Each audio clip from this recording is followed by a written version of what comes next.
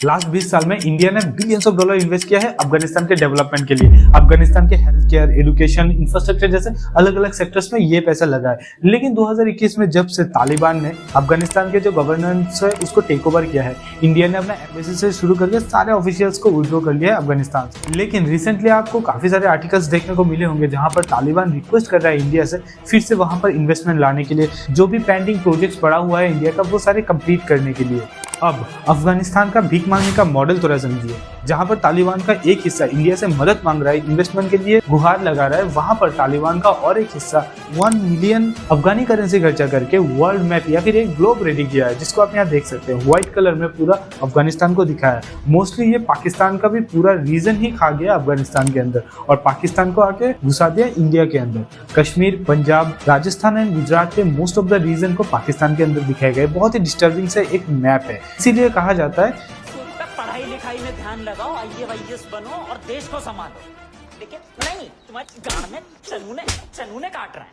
वैसे अफगानिस्तान को बर्बाद करने के पीछे यूएसए का हाथ है, ये तो सबको ही पता है। लास्ट 13 साल तक यूएसए सिक्योरिटी देने के नाम से पूरा अफगानिस्तान में अब्बा बन के हारमोनियम बजा देते। जो अमेरिका अपने आप को दुनिया का सुपर पावर कहता है, वो 13 साल अफगानिस्तान में तालिबान से जंग लड़ने के बाद एक आतंकवादी संगठन को भी फिनिश नहीं कर पाया। फिर दुम दबा के वो लोग वहां से भाग गए। ऐसा भागा के अपने साथ अपने लाए हुए एमिनेशन एंड इक्विपमेंट को भी साथ नहीं ले गए और यही सारे गन्स एंड एमिनेशन लेके आज के दिन में तालिबान पाकिस्तान के ऊपर हमला कर दिया, क्योंकि पाकिस्तान का जो बॉर्डर एरिया है या फिर जो मैप है उसको अफगानिस्तान नहीं मानता या फिर तालिबान नहीं मानता है और आज के दिन में तालिबान एक्सपांड करना चाहता है अपने एरिया को। ये सारी चीजें देखने के बाद भी यूएसए पहुंच के यूएन सिक्योरिटी काउंसिल में तालिबान की तरफदारी करने के लिए, ताकि तालिबान के ऊपर जो सैंक्शंस लगे उनमें थोड़ा रिलैक्सेशन मिल सके। अगर कोई भी कंट्री अफगानिस्तान के जो लोग हैं उनका अगर मदद करना चाहे तो तालिबान को पैसा भेज सके।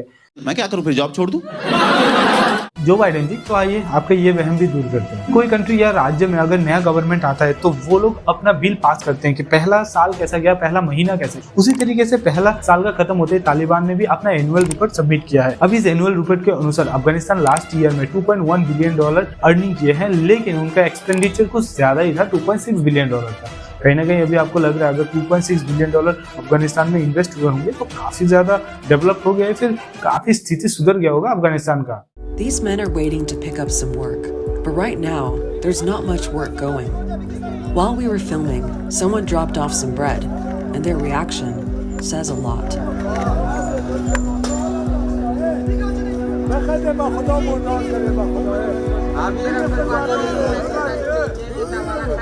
People in Afghanistan are hungry. This is the sharp end of the country's economic collapse. And it's a reality that nearby Taliban policemen didn't want us to film. अब ये सब देखने के बाद आपको भी लग रहा होगा तो ये पैसा खर्चा कहाँ किया होगा तालिबान ने।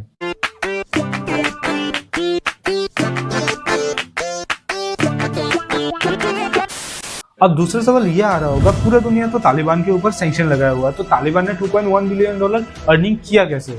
तो आइए उसके ऊपर बात करते हैं। तो तालिबान का पहला अर्निंग सोर्स है ओपीएम। अफगानिस्तान दुनिया का सबसे बड़ा ओपीएम सप्लायर है। हाँ, ये इलीगल है, लेकिन तालिबान भी कहाँ लीगल है, तालिबान भी तो इलीगल है, जिस वजह से ये सारी चीजें जायज है। सेकंड, अफगानिस्तान काफी मिनरल रिच कंट्री होने की वजह से इसके जो गोल्ड एंड मार्बल के माइंस है उसको लीज पे लगाकर तालिबान ने एक बहुत अच्छा खासा पैसा कमाया है। इसी के साथ साथ तालिबान का गवर्नमेंट आज के दिन में टैक्सेशन का प्रोसेस भी सीख गया। आज इंपोर्ट एंड एक्सपोर्ट होने वाले हर एक चीज के ऊपर तालिबानी गवर्नमेंट टैक्स लगा रहे हैं। साथ ही साथ इंटरेस्टिंगली ये साल तालिबान को $240 मिलियन का डोनेशन भी मिला है। अभी आप सोच रहे होंगे ये सारे डोनेशन कौन करता होगा? आतंकी संगठन को। हाँ, वही लोग पाकिस्तान, चाइना, ईरान जैसे कंट्रीज जो पैसे देके गुंडे पालते हैं। Now it's India's turn. ये काफी इंपॉर्टेंट डिसीजन होने वाला है इंडिया के लिए, अफगानिस्तान को रिकॉग्नाइज किया जाए या नहीं किया जाए। क्योंकि स्ट्रेटेजिकली अगर हम सोचे पाकिस्तान के ऊपर नजरानी रखने के लिए या फिर किसी वॉर टाइप सिचुएशन में इजीली पाकिस्तान को टेक डाउन करने के लिए अफगानिस्तान बहुत ज्यादा इंपॉर्टेंट है हमारे लिए।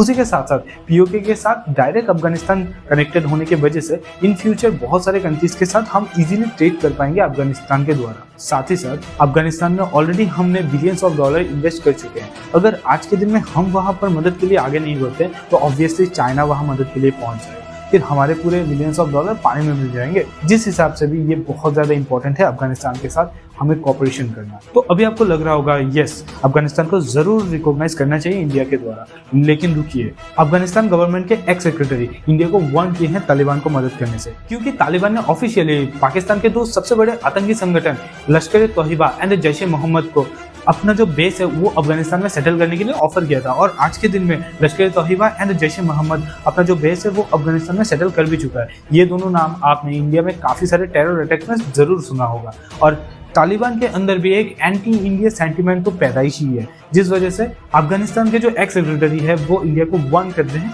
तालिबान के साथ कोऑपरेशन करने से पहले। सो ऑब्वियसली ये एक बहुत ही टफ डिसीजन होने वाला है। आपको क्या लगता है, हमें तालिबान का मदद करना चाहिए, अफगानिस्तान का मदद करना चाहिए कि नहीं, वो कमेंट पे ज़रूर बताएं। और यहाँ तक अगर मेहनत से पूरा वीडियो देख ही चुके हैं, फ्री में सब्सक्राइब जरूर करें।